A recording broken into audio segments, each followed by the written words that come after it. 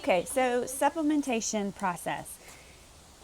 There are 4 likely scenarios. Scenario 1 is our best case scenario. That is that the site can fully support the student either face-to-face with the risk acknowledgement form signed, virtual placement where they are fully equipped to see clients over telehealth.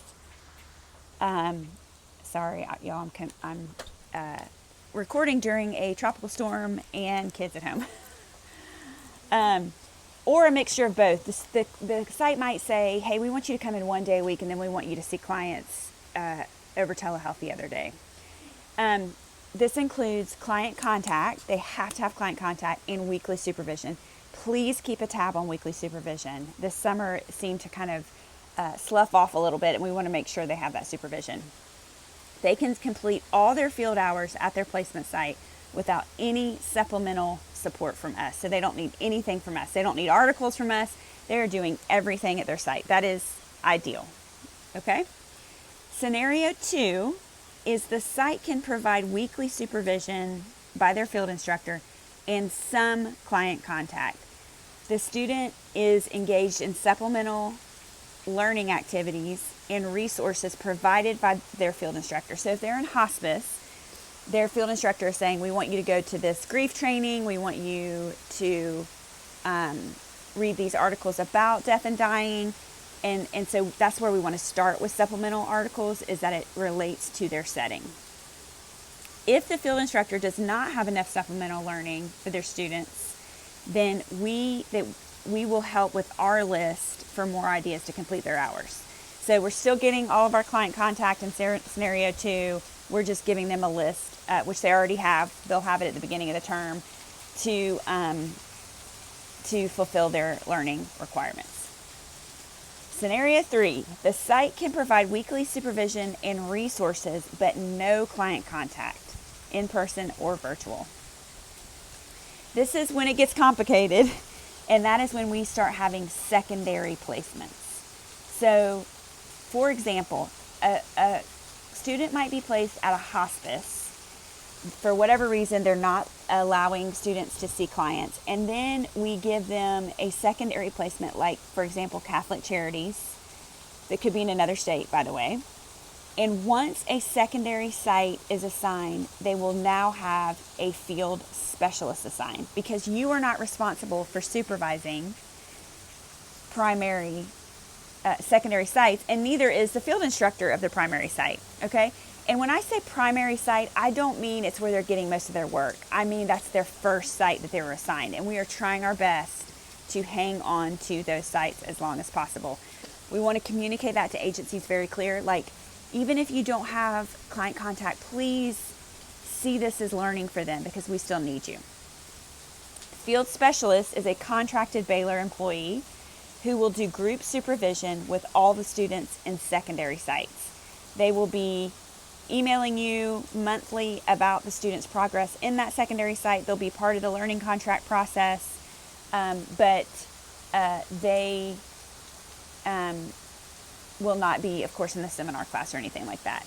So we're hiring about a handful of those people, and they will be in charge of the secondary site. Field specialist is what we're calling them. Scenario 4, which is very complicated, is still engaged in a primary site. Remember, we always want to keep that primary site engaged, even if they're not seeing clients there, because that is our first point of contact, and that's like sort of our foundation. They also might be engaged in a secondary site. So we've got primary site readings, we've got secondary site client contact with a field specialist. And then if for some reason something happens with the secondary site where they're not getting the client contact they thought they would, the third option is to go to a Canvas constructed course, and I use that lightly, that has been created by me this summer.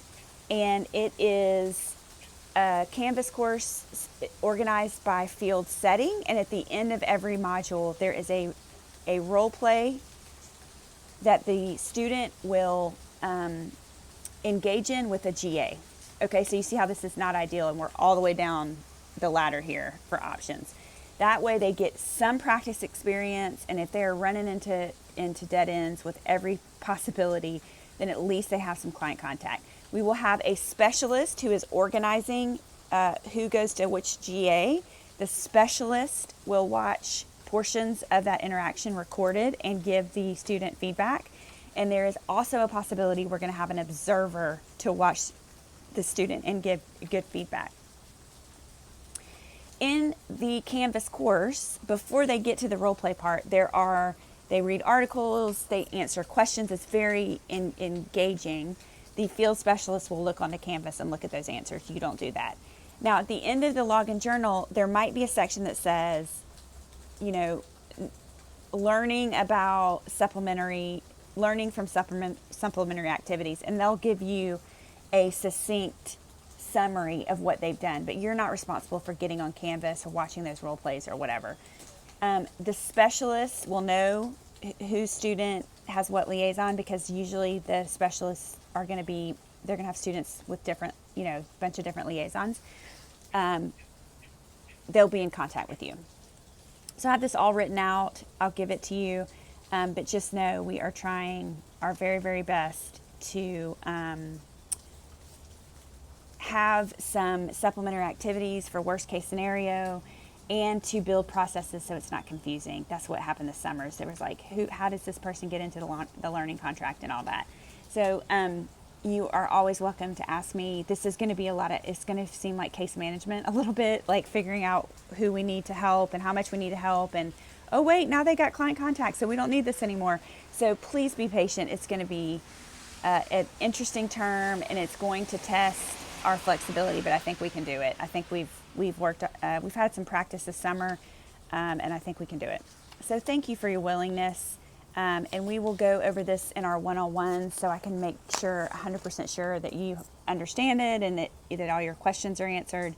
But you'll be staying in touch with several people to kind of figure out where your students are. Thank you.